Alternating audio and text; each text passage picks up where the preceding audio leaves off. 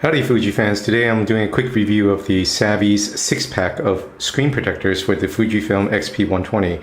Got the camera for my son just so hopefully it'll survive the unintended drops and whatnot. The screen protectors did arrive in a plain envelope with a packing list and as well as this thin little plastic here with the instructions on the back. It does come in 3 sets of 2, as you can see here. Now, the film protector itself is not purely a very thin sticker. It does feel like it has some substance to it. However, though, would have preferred that they had shipped this out in a cardboard just to protect it better, but whatever, it did arrive safely. Now, I do want to be very clear, this is not included as part of the screen protector set. This costs $6.98. Not expensive by any stretch of the imagination, but not exactly cheap compared to the other screen protectors that are out there. Unfortunately, the ones for the XP120 are few and far between, thus this choice. Now this I got from a different set of screen protectors to help with the mounting. Typically there's a sheet that will tell you which side to rip off. Now the instructions simply just say, break this out, peel off one layer, although it doesn't indicate which side, right? Both sides look identical to me. Get it placed properly and mount on. So we're going to go ahead and give this a try right now. Well, okay, that was simple. So it looks like as soon as I bent it, it came off the base layer. So I have to assume that that sticky layer will be the side that will go on here. So let's go ahead and get started. Unfortunately, my son did lose his XP120 on a recent trip. So this is a refurb that I purchased. And being a refurb, I do see some scratches on the screen there. Yeah, so there are 2 scratches there already, but whatever. So let's go ahead and get this started.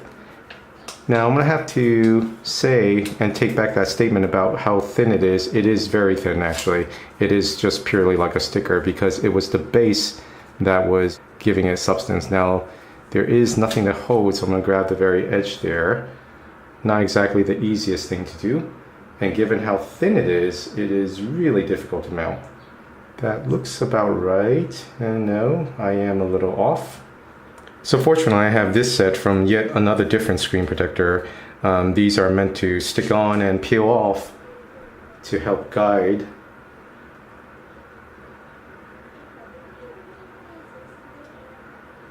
Let's get this positioned better.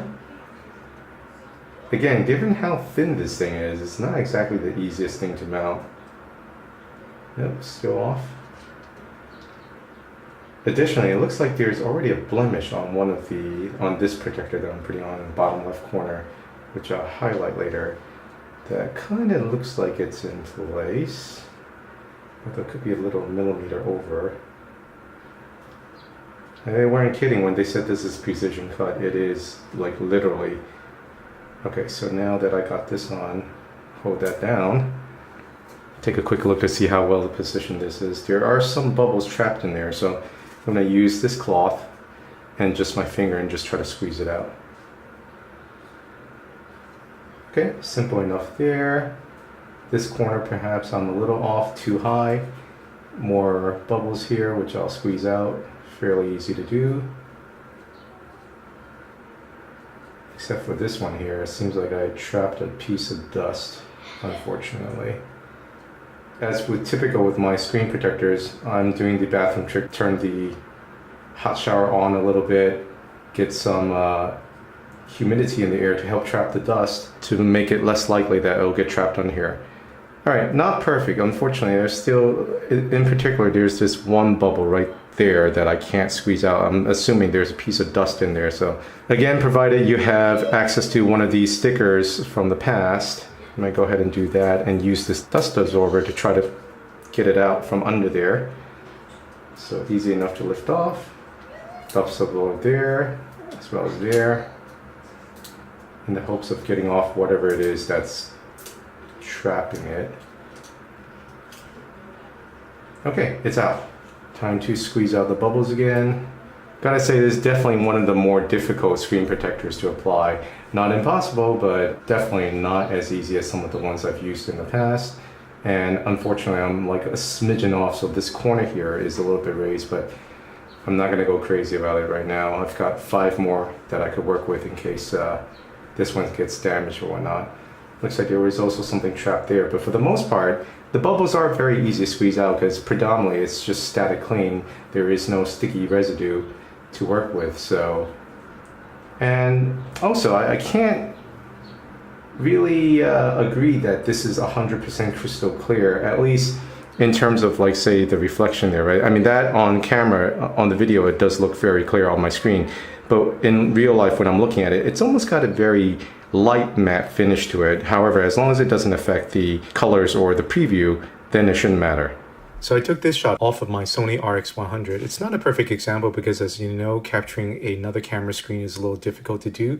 You do see some kind of angled stripes here. That's not what I'm referring to. What I'm more referring to is kind of like the subtle, almost like a mosaic pattern, as you can see here in this area. I did take another shot with the XT20, and here I think this is a little bit more representative of what I am seeing in real life. And that is, like I said, these little fine grain of like almost like a mosaic pattern on the screen, and as mentioned, it's attributable to the screen protector itself and not the Fuji XP120 screen. And it's not the first time I've seen this. I've seen this in certain other screen protectors as well.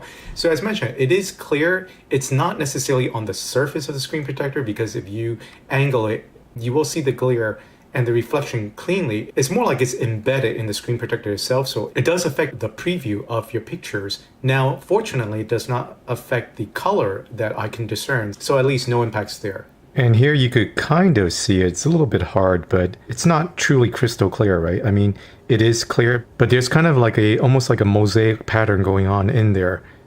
It may bother some, but ultimately I'm not the primary user of this camera. It doesn't bother my son, so just wanted to point that out for those considering the purchase of the screen protector. After about a week's of use, it is rather prone to smudging and grease smears, but ultimately it does its job. So far hasn't incurred any major nicks that I could think of, and this is being utilized by my son, who's not the most careful with his equipment. However, ultimately I'll report back how it holds up in the long run, but for now I would give it 3 out of 5 stars, only because, again, Savvies had advertised this as ultra crystal clear. It's not. It does have a slight mosaic pattern to it, and ultimately it is fairly thin and a little bit difficult to apply. So just points of caution that one should take into consideration when considering this screen protector.